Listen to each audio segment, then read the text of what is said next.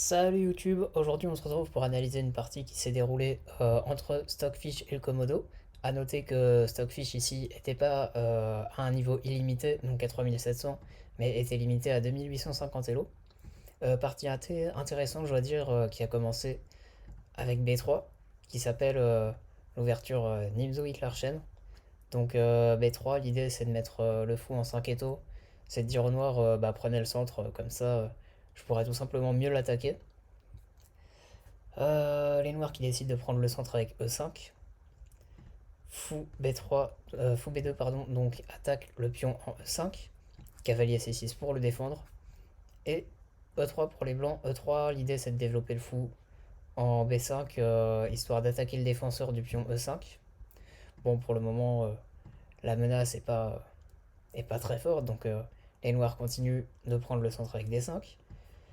Fou B5 tout le cavalier, et cette fois le fou menace vraiment de prendre le pion en E5. Donc les noirs pourraient défendre avec F6 ou bien avec D6, mais ici les noirs vont décider de jouer cavalier E7 qui est une petite nouveauté. L'idée c'est que je vais montrer sur fou prend E5. Les noirs vont pouvoir jouer A6. Le fou pourra pas reculer puisqu'il y aura B5, ni sur cette diagonale puisque sinon le fou E5 est en prise. Donc le coup A6 oblige vraiment les fous à prendre. Et maintenant, sur cavalier prend, on gagne un temps sur le fou en E6 malgré le pion en moins. Donc la plupart des joueurs vont jouer fou B2, vu que contrôle plus de cases en B. Sauf que, pardon, par exemple, l'idée c'est que sur fou B2, bah, les noirs vont pouvoir jouer dame G5 attaque le pion en G2. Fou G4 attaque la dame, grand roc, et ils auront énormément de développement et d'attaque qui vaut largement le pion central en moins.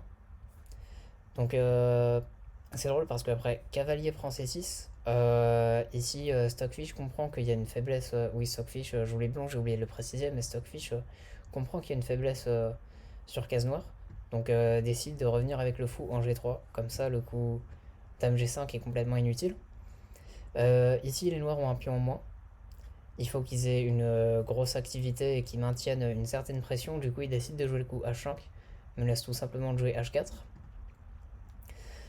Les blancs doivent réagir parce que si les noirs venaient à jouer H4, après fou F5, fou F4 pardon, et G5, le fou aurait plus de cases. Donc ils décident de jouer H4 pour pas que les noirs fassent H4 eux-mêmes. Que serait-il passé sur un coup comme H3? Eh bien, les noirs auraient tout de même pu jouer H4, fou F4, pas G5, le fou doit reculer en H2. Si, à noter que si le fou était directement allé en H2, eh bien on aurait pu jouer dame G5 pour toujours avoir la menace de dame prend G2. Bon, le fou peut plus aller en G4 vu que le pion contrôle la case, mais c'est pas grave, il pourra aller en F5 pour maintenir une pression sur le pion C2 par exemple. Et puis il serait très bien développé en F5, c'est une bonne case pour le fou. Les intérêts de développement, les blancs préfèrent jouer H4 plutôt que H3. Ici, les noirs décident de continuer avec fou F5, donc coup de développement. Comme on l'a vu tout à l'heure, le fou est très bien placé. Cavalier E2 ici pour les blancs. Alors pourquoi en E2 et pas en F3? Vous allez voir que c'est assez intéressant et assez compliqué à la fois.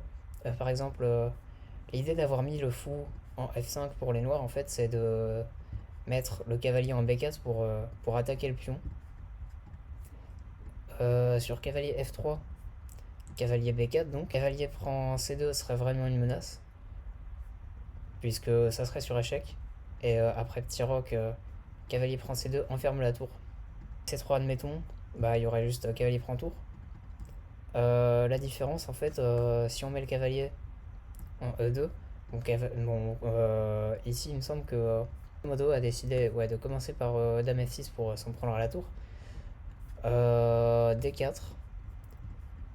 D4, alors D4 ça prend le centre et ça protège la tour à la fois.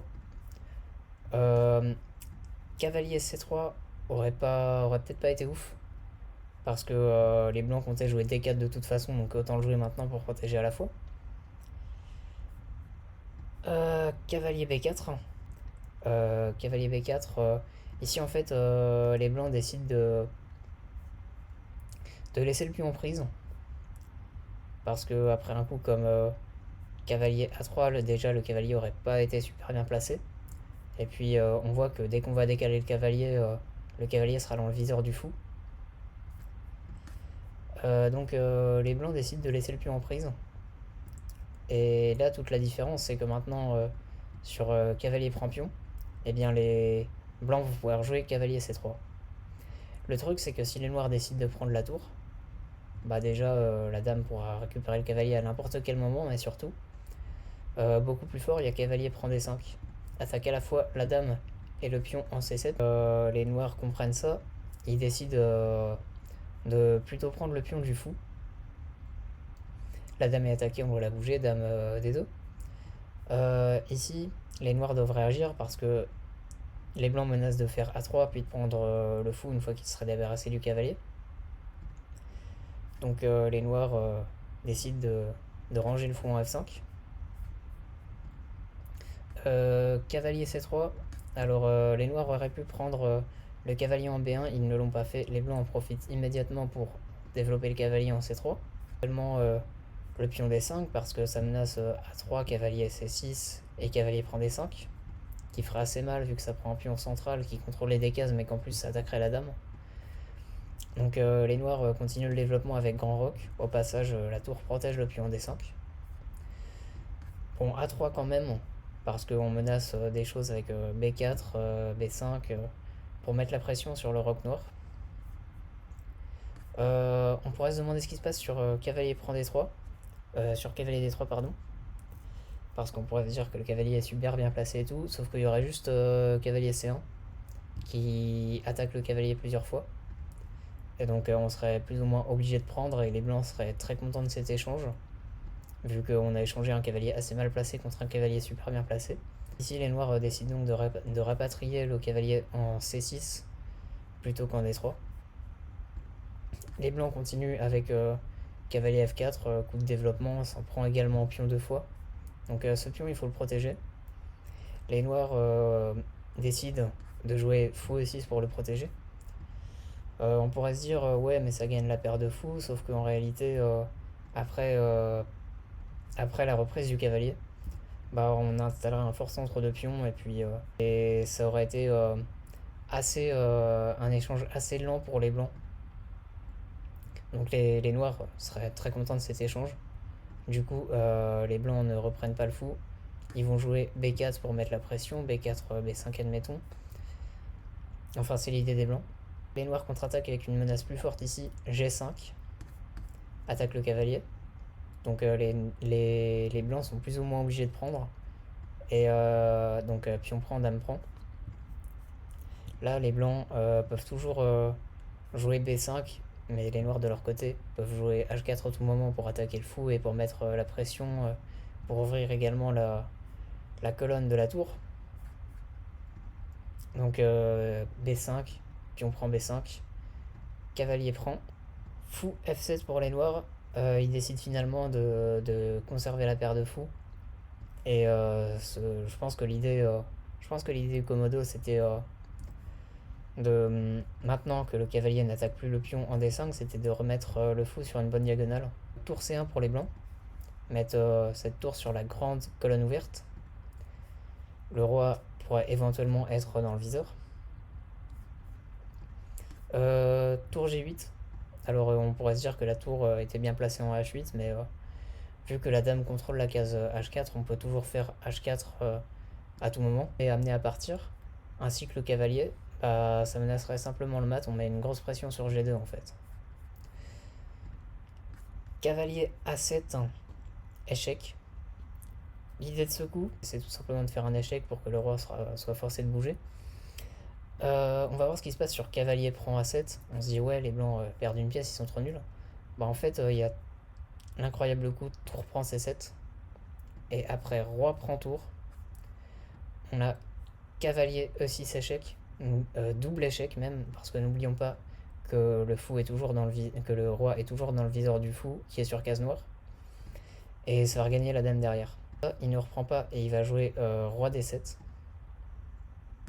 C'est sans doute finalement la case où le roi est le plus en sécurité malgré les apparences. Donc cavalier prend, on peut pas reprendre du roi. Cavalier prend, ça double les pions. Dame C3 donc met une pression sur le pion en C6. Il faut protéger le pion en C6 de quelconque façon. Et les noirs décident de jouer un coup très intéressant qui est C5. On se dit ouais mais le pion est attaqué plusieurs fois. Il est défendu uniquement par le fou. Bah déjà, les blancs peuvent pas reprendre de la dame parce qu'il y a le fou qui protège. Et ce qui se passerait si pion prend, la première idée c'est que ça a un peu balayé le centre des blancs. Et la seconde idée c'est qu'il va y avoir fou G7 en filade avec la dame et la tour. Donc le pion est pas vraiment en prise. Les blancs ici décident de jouer dame B3 pour s'en prendre au pion en D5. E8, bon, le pion est toujours attaqué 2 fois, mais il commençait à devenir un peu difficile à défendre. Et au moins maintenant, après prise, bah, il n'y a pas trop de danger que ça finalement. Fou D6 pour les noirs, parce que bon, ce fou était quand même un poison. En plus, il menaçait de prendre en C7. Sur cavalier prend échec, ça, je vous avoue que je l'ai pas analysé avant de faire la vidéo. Mais fou prend C7, fou prend C7. Ah bah, il y a juste mat. Donc voilà. On essaye d'échanger un fou qui n'était pas développé contre un fou qui était déjà développé. C'est très logique. Stockfish va caler un petit échec. Bon bah. On pourrait jouer roi F8 qui est pas un mauvais coup, mais regagner un temps sur la dame est peut-être un peu plus fort. La dame doit à nouveau bouger. Les blancs vont replacer leur dame en B7 histoire de rester incrusté dans le camp des noirs. On pourrait se dire ouais mais je rechasse avec fou C8, sauf que ça va juste amener à une nulle probablement.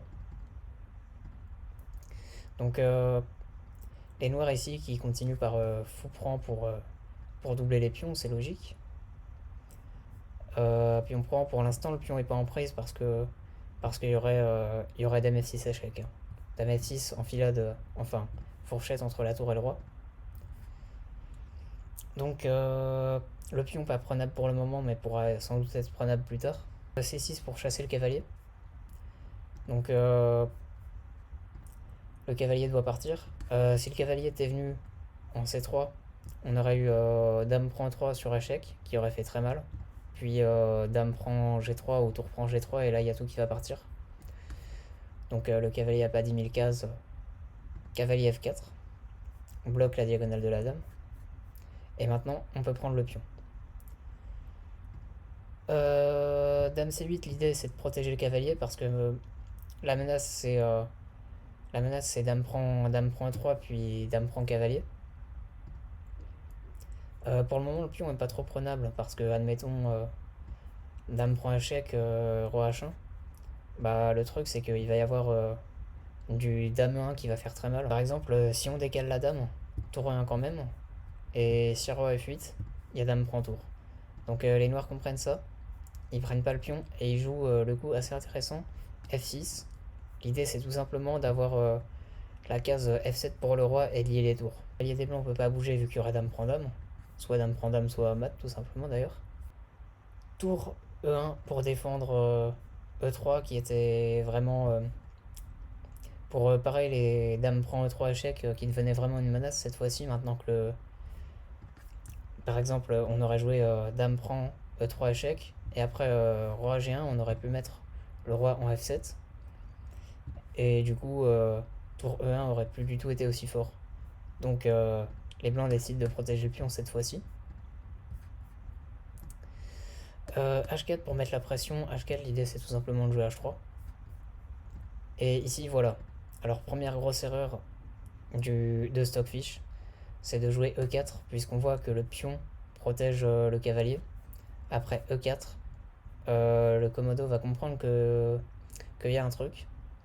Il va jouer tour G4, attaque le cavalier 2 fois. Le cavalier peut pas bouger. puisque sinon il y aurait mat. Les blancs à jouer tour F1.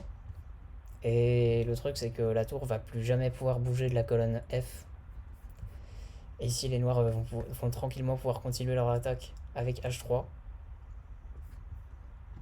On voit ici que les blancs sont déjà amenés à jouer des coups forcés, ils sont obligés de défendre de partout. Et leur position va se dégrader de plus en plus.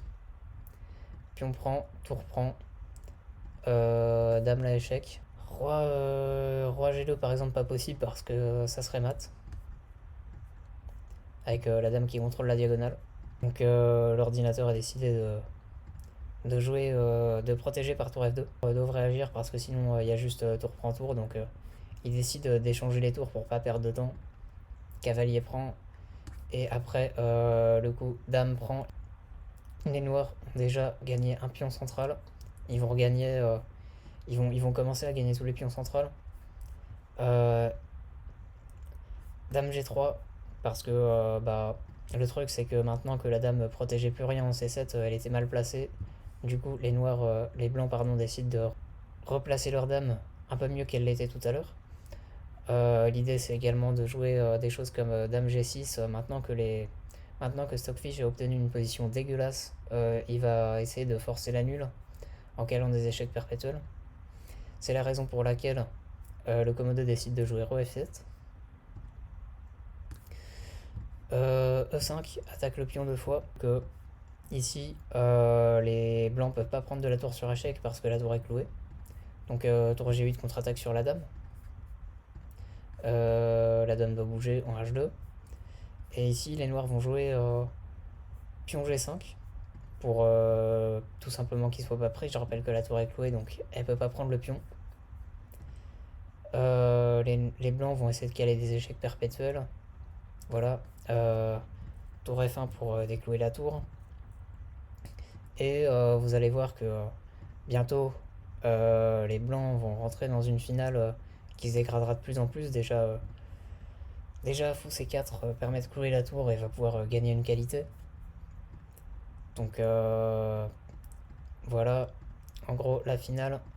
Voilà que la position blanche se dégrade de plus en plus. Il y a fou prend tour à tout moment. Et c'est déjà complètement gagnant pour les noirs qui vont se faire un pion passé, qui vont aller à dame et c'est complètement fini. Donc voilà en tout cas la grosse erreur.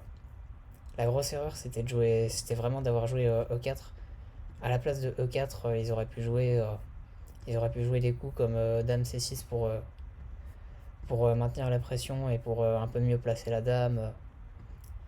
Enfin, ils avaient quand même du jeu. Ils auraient pu également jouer tour B1. Voilà. En tout cas, partie assez intéressante. C'est le Komodo qui a gagné, mais comme je vous le disais, à noter que Stockfish ici n'était pas à son niveau maximum. J'espère que cette vidéo vous aura plu. Cette partie très intéressante de l'attaque Nimzo Larsen. Si ça vous a plu, n'hésitez pas à vous abonner, à mettre un pouce bleu. Et je vous dis à plus.